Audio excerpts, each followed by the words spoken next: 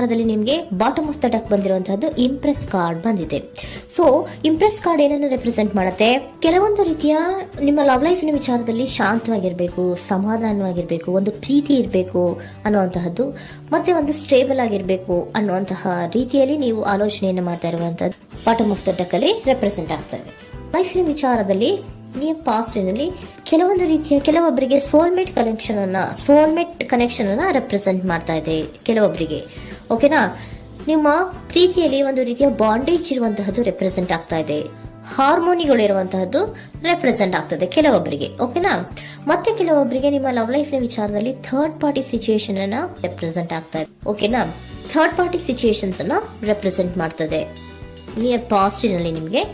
Next card ಬಂದಿರುವಂತಹದ್ದು page of swords ಬಂದಿದೆ. Third card ಬಂದಿರುವಂತಹದ್ದು ಯಾವುದು? ನಿಮಗೆ ಪೇಜ್ ಆಫ್ ಸೋರ್ಟ್ಸ್ ಬಂದಿದೆ. ಸೊ ಕ್ಯೂರಿಯಾಸಿಟಿ ಇದ್ದಂತಹ, ನಿಮ್ಮ ಲವ್ ಲೈಫಿನ ವಿಚಾರದಲ್ಲಿ ಒಂದು ಕ್ಯೂರಿಯಾಸಿಟಿ ಇದ್ದಂತಹ, ಒಂದು ರೀತಿಯ ಬಾಂಡೇಜ್ ಇದ್ದಂತಹ, ಸ್ವಲ್ಪ ನೀವು ಮಾತಾಡಿರುವಂತಹ ಸಾಧ್ಯತೆಗಳು ರೀಸೆಂಟ್ ಪಾಸ್ಟ್ ನಲ್ಲಿ ರೆಪ್ರೆಸೆಂಟ್ ಆಗ್ತಾ ಇದೆ. ಸೊ ನಿಮ್ಮ ಲವ್ ಲೈಫಿನ ವಿಚಾರವಾಗಿ ಒಂದು ರೀತಿಯ ಬಾಂಡೇಜ್ ಇರುವಂತಹದ್ದು, ನೀವು ಕೆಲವೊಬ್ಬರಿಗೆ ಥರ್ಡ್ ಪಾರ್ಟಿ ಸಿಚುಯೇಷನ್ ಮತ್ತೆ ಕೆಲವೊಬ್ಬರಿಗೆ ಸೋಲ್ಮೇಟ್ ಕನೆಕ್ಷನ್ ಅನ್ನ ರೆಪ್ರೆಸೆಂಟ್ ಮಾಡ್ತಾ ಇದೆ. ಮತ್ತೆ ನಿಮ್ಮ ಲವ್ ಲೈಫಿನ ವಿಚಾರದಲ್ಲಿ ನೀವು ಮಾತಾಡಿರುವಂತಹದ್ದು ಕೂಡ ಕೆಲವೊಂದು ರೀತಿಯ ಮಾತುಕತೆಗಳು ಆಡಿರುವಂತಹದ್ದು, ಹೊಸ ಐಡಿಯಾಗಳನ್ನ ಮಾಡಿರುವಂತಹದ್ದು ಇಲ್ಲಿ ರೆಪ್ರೆಸೆಂಟ್ ಆಗ್ತದೆ. ಮೇ ಬಿ ನೀವು ಫ್ರೆಂಡ್ಸ್ ಗಳ ಮೂಲಕ ನೀವು ನಿಮ್ಮ ಪರ್ಸನ್ ಅನ್ನ ಭೇಟಿಯಾಗಿರಬಹುದು. ಯಾವುದೋ ಕೆಲವೊಂದು ಫಂಕ್ಷನ್ ಗಳಲ್ಲಿ ನೀವು ನಿಮ್ಮ ಪರ್ಸನ್ ಅನ್ನ ಭೇಟಿಯಾಗಿರುವಂತಹ ಸಾಧ್ಯತೆಗಳು ಇದೆ ಅನ್ನೋದನ್ನ ನಿಮ್ಮ ಪಾಸ್ಟ್ ನಲ್ಲಿ ರೆಪ್ರೆಸೆಂಟ್ ಮಾಡ್ತಾ ಇದೆ.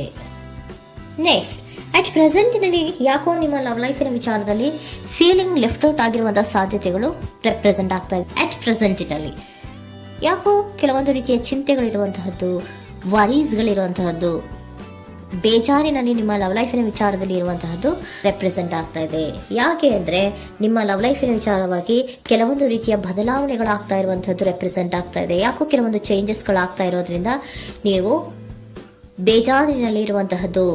ನಿಮ್ಮ ಲವ್ ಲೈಫಿನ ವಿಚಾರವಾಗಿ ಯಾಕೋ ಪರಿಸ್ಥಿತಿಗಳು ಅಷ್ಟು ಚೆನ್ನಾಗಿಲ್ಲದೆ ಇರುವಂತಹದ್ದು ರೆಪ್ರೆಸೆಂಟ್ ಆಗ್ತಾ ಇದೆ. ಯಾಕೋ ಕೆಲವು ಬದಲಾವಣೆಗಳು, ಚೇಂಜಸ್ಗಳು ಆವಾಗಿಂದ ಆವಾಗಲೇ ಆಗ್ತಾ ಇರುವಂತಹದ್ರಿಂದ ನಿಮಗೆ ಬೇಜಾರಾಗಿರುವಂತಹದ್ದು ರೆಪ್ರೆಸೆಂಟ್ ಆಗ್ತಾ ಇರೋದು. ಮತ್ತೆ ಥರ್ಡ್ ಕಾರ್ಡ್ ಬಂದಿರುವಂತಹದ್ದು ಕ್ವೀನ್ ಆಫ್ ವ್ಯಾಂಡ್ಸ್ ಬಂದಿದೆ. ಸೊ ಕ್ವೀನ್ ಆಫ್ ವ್ಯಾಂಡ್ಸ್ ಏನಕ್ಕೆ ನಿಮಗೆ ಪದೇ ಪದೇ ಚೇಂಜಸ್ಗಳಾಗ್ತಾ ಇದೆ? ಆ ಚೇಂಜಸ್ಗಳಿಂದ ಯಾಕೋ ಕೆಲವೊಂದು ರೀತಿಯ ವೇರಿಯೇಷನ್ಗಳು ಆಗ್ತಾನೆ ಇರೋದ್ರಿಂದ ನಿಮಗೆ ಬೇಜಾರಾಗ್ತಾ ಇದೆ.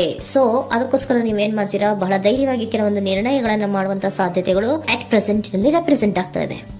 ಬಹಳಷ್ಟು ಧೈರ್ಯದಿಂದ ಇಂಡಿಪೆಂಡೆಂಟ್ ಆಗಿ ಕೆಲವೊಂದು ನಿರ್ಣಯಗಳನ್ನ ಮಾಡಬೇಕು ಅನ್ನುವಂತಹ ಆಲೋಚನೆಗಳನ್ನ ಮಾಡ್ತಾ ಇರುವಂತಹದ್ದು ರೆಪ್ರೆಸೆಂಟ್ ಆಗ್ತಾ ಇದೆ. ಯಾಕೆ ಅಂದ್ರೆ ಆವಾಗಿನ ಅವಾಗೆ ನಿಮ್ಮ ಲವ್ ಲೈಫಿನ ವಿಚಾರದಲ್ಲಿ ತುಂಬಾ ಏರುಪೇರುಗಳಾಗ್ತಾ ಇರೋದ್ರಿಂದ ಆ ವಿಚಾರದಲ್ಲಿ ಸ್ವಲ್ಪ ಬೇಜಾರುಗಳು ಇರುವಂತದ್ದು ರೆಪ್ರೆಸೆಂಟ್ ಆಗ್ತದೆ.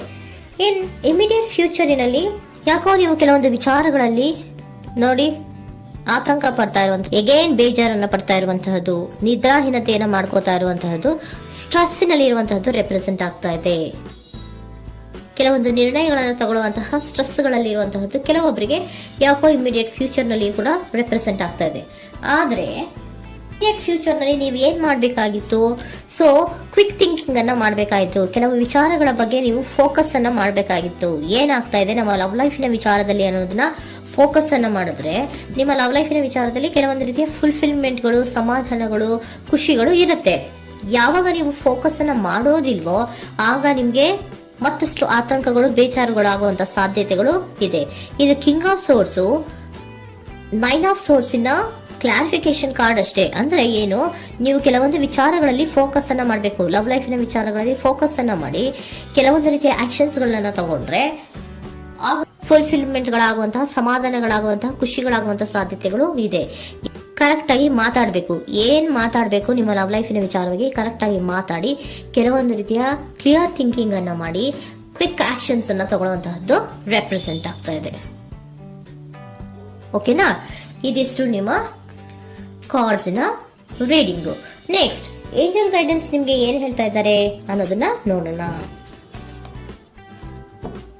ನಿಮ್ಮ ಲವ್ ಲೈಫಿನ ವಿಚಾರವಾಗಿ ಏಂಜಲ್ ಗೈಡೆನ್ಸ್ ಏನ್ ಕೊಡ್ತಾ ಇದ್ದಾರೆ? ವೇಟ್ ಅಂತ ಹೇಳ್ತಾ ಇದ್ದಾರೆ. ಸ್ವಲ್ಪ ತಾಳ್ಮೆಯಿಂದ ಇರೋ.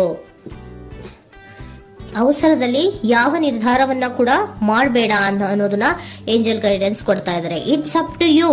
ಇದು ಎಲ್ಲ ನಿನಗೆ ಬಿಟ್ಟಿರುವಂತಹದ್ದು.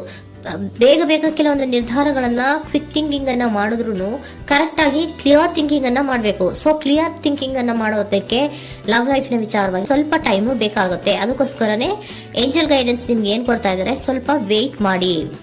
ಇಟ್ಸ್ ಅಪ್ ಟು ಯು, ಇದು ನಿಮ್ಗೆ ಬಿಟ್ಟಿರುವಂತಹದ್ದು. ಪರ್ಫೆಕ್ಟ್ ಟೈಮಿಂಗ್, ಕೆಲವೊಂದು ವಿಚಾರಗಳಿಗೆ ಪರ್ಫೆಕ್ಟ್ ಟೈಮಿಂಗ್ ಅನ್ನೋದು ಅಥವಾ ಡಿವೈನ್ ಟೈಮಿಂಗ್ ಅನ್ನೋದು ಬರಬೇಕು. ಆಗ ಕೆಲವೊಂದು ನಿರ್ಣಯಗಳನ್ನ ಮಾಡಬಹುದು. ಸ್ವಲ್ಪ ನೀವು ಈಗ ಯಾವುದೇ ರೀತಿಯ ಅವಸರದ ನಿರ್ಧಾರಗಳನ್ನು ಮಾಡೋದು ಬೇಡ ಅಂತ ಹೇಳ್ತಾ ಇದ್ದಾರೆ. ಓಕೆ, ಸರೆಂಡರ್ ಕಾರ್ಡ್ ಏನ್ ಹೇಳ್ತಾ ಇದ್ದಾರೆ ಅನ್ನೋದನ್ನ ನೋಡೋಣ. So surrender frustration doesn't open any doors. The key to resolving a dilemma, dissolving a block, is to take a breath, center yourself and regroup so may approach the situation more calmly. Frustration, ಹತಾಶೆ ಅನ್ನೋದು ಮಾಡ್ಕೋಬೇಡಿ. ಹತಾಶೆ ಮಾಡ್ಕೊಳ್ಳೋದ್ರಿಂದ ನಿಮ್ಗೆ ಯಾವುದೇ ರೀತಿಯ ಹೊಸ ಐಡಿಯಾಗಳು ಬರಲ್ಲ, ಹೊಸ ಥಿಂಕಿಂಗ್ಗಳು ಬರಲ್ಲ, ಕ್ಲಿಯರ್ ಥಿಂಕಿಂಗ್ ಅನ್ನ ಮಾಡಕ್ಕೆ ಸಾಧ್ಯ ಆಗಲ್ಲ. ಸೊ ಅದಕ್ಕೆ ನೀವೇನ್ ಮಾಡ್ಬೇಕು, ಫ್ರಸ್ಟ್ರೇಷನ್ ಅನ್ನ ಬಿಟ್ಬಿಟ್ರೆ ನೀವು ಸಮಾಧಾನವಾಗಿ ಯೋಚನೆ ಮಾಡಿ ಕೆಲವೊಂದು ನಿರ್ಧಾರಗಳನ್ನ ಮಾಡಿ ಅನ್ನೋದನ್ನ ಸರೆಂಡರ್ ಕಾರ್ಡ್ ಕೂಡ ನಿಮ್ಗೆ ಹೇಳ್ತಾ ಇದ್ದಾರೆ.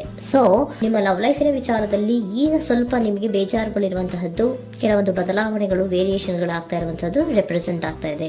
ಸೊ ನಿಮ್ಮ ಲವ್ ಲೈಫಿನ ವಿಚಾರಕ್ಕೆ ಫ್ಯೂಚರಿನಲ್ಲಿ ಕೆಲವೊಂದು ಆಕ್ಷನ್ಸ್ ಅನ್ನ ತಗೋಬೇಕಾದ್ರೆ ಸ್ವಲ್ಪ ವೇಟ್ ಮಾಡಬೇಕು, ಕ್ಲಿಯರ್ ಆಗಿ ಥಿಂಕ್ ಮಾಡಬೇಕು, ಅದರಲ್ಲಿ ಆಕ್ಷನ್ಸ್ ಅನ್ನ ತಗೋಬೇಕು ಅನ್ನೋದನ್ನ ಹೇಳ್ತಾ ಇದ್ದಾರೆ. ಓಕೆನಾ? ಆಗ ಮಾತ್ರ ನಿಮ್ಗೆ ನಿಮ್ಮ ಎನರ್ಜಿಯಲ್ಲಿ ಏನ್ ಶಾಂತತೆ ಬರಬೇಕು ಅಂತ ಹೇಳ್ತೀರಲ್ಲ, ಆ ಶಾಂತತೆ ಏನ್ ಬರಬೇಕು, ಲವ್ ಲೈಫಿನ ವಿಚಾರವಾಗಿ ಶಾಂತತೆ ಯಾವಾಗ ಬರುತ್ತೆ ಅಂದ್ರೆ ನೀವು ಕ್ಲಿಯರ್ ಥಿಂಕಿಂಗ್ ಅನ್ನ ಮಾಡಿದಾಗ ಮಾತ್ರ ಬರುವಂತಹದ್ದು ಅನ್ನೋದು ಕಾರ್ಡ್ಸ್ ಗಳಲ್ಲಿ ರೆಪ್ರೆಸೆಂಟ್ ಆಗ್ತದೆ.